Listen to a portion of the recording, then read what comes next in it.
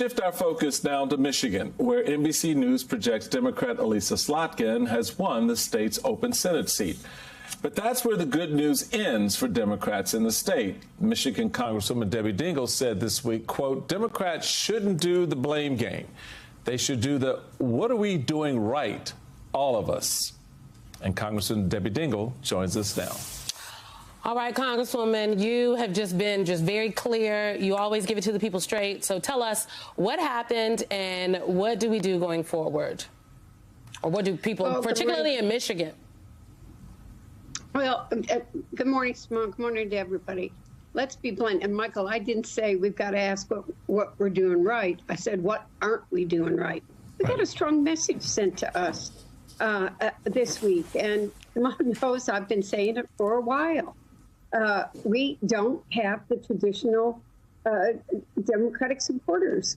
We got some of the union halls back, but we don't have working men and women. They don't think that we care about what they care about is the cost of groceries. I go in Kroger every Sunday morning, and people know I'm going to be there, and they come and talk to me about eggs and milk. We got a problem in the African American community. I had a number of my younger pastors and others say, we're tired of being taken for granted. Don't come to us in October. Come. And I've said, well, I'm going to come to you next week. And I am, by the way.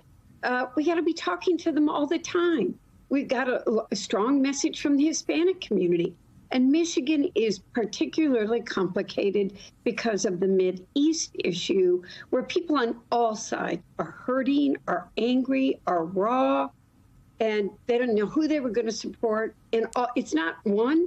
Each of those segments adds up to a little. We didn't get as many women as we thought we would. So we got to go out and do some real soul-searching listening and be ready. So in 2 years, we can win the governorship. And let's talk about the implications of what we saw. This from the AP. Democrats lost trifecta in Michigan, hobbling Governor Whitmer's agenda. Michigan Democrats will lose their historic trifecta after Republicans gained a majority in the state House of Representatives. Democrats still hold the majority in the Senate, meaning that House Republicans will at most stall Governor Gretchen Whitmer's agenda in the final 2 years of her term. What does that mean for Michiganders? Well, it's not clear. I mean, the governor reached out very quickly to talk to the new leadership of the House. She will try to work with them. I think there are places that, look, I'm going to work to do this very strongly. The governor's going to work to it, where we're going to reach out and try to work with Republicans on things that matter, on keeping Michigan strong. So continuing economic development, bringing jobs home, protecting the Great Lakes and our rural communities. So some things we're not going to be able to get done, but I do think that there are places for common ground. I think that was part of the message that was sent to us this week. They're tired of seeing everybody fighting. They're worried about a lot of stuff, and they want to see us work together to get some stuff done. On the stuff done side of it, you know, you look at, and you referenced the Hispanic community, and certainly the African-American community and the work that needs to go on there. But pulling back, there were roughly 10 million plus Democrats who stayed home. So clearly it wasn't just blacks and Hispanics where Democrats had a problem. They still have a problem with white women, who for the third time sided with the serial sexual predator and the one who took away their access to abortion rights. So do you think there's something else here that should be paid attention to beyond, you know, just the sort of the meat and potatoes on the ground with respect to policy? What else do you suspect is going on with Democrats that, or at least is perceived with Democrats by the broader community of voters out there, including your own base, a significant portion of whom stayed home? Look, we had to go out and listen to them, Michael, and hear what they're saying to us.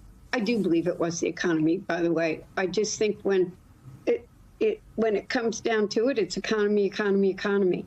I'm talking to a lot of those women, and women's health decisions matter, but they're more worried about how milk and eggs are up and they can't put as much in their groceries cart as they want to do. Caregiving is a major issue. I'm going to reach across the aisle and try to work with my colleagues on caregiving.